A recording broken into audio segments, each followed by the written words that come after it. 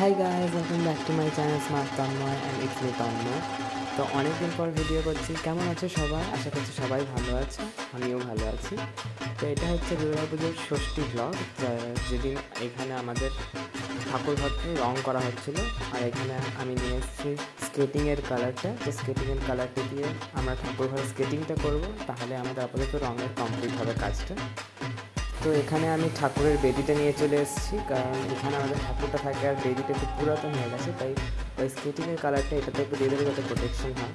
তো আজ হচ্ছে সপ্তমী, ঠাকুরঘরের ঠাকুরগুলো আমরা নামিয়ে দিয়েছি। আর আমি দুটো চৌকি নিয়ে করে ওখানে একটু কাপড় দিয়ে দুর্গা ঠাকুরটা বসাবো।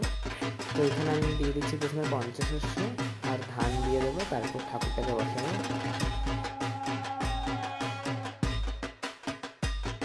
তো এখানে আমি দুর্গা ঠাকুরটাকে বসিয়ে নিয়েছি। এবার একে একে বাকি 4টে ঠাকুর বসিয়ে দেবো।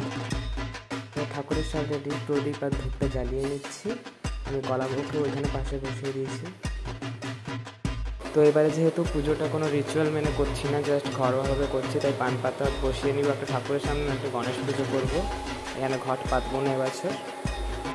পান পাতাটায় সিঁদুর লাগিয়ে আমি এখানে বসিয়ে দেবো আর দুটো সুপারি দিয়ে দেবো। ওটাতে গণেশ পুজো হবে প্রথমে, তারপর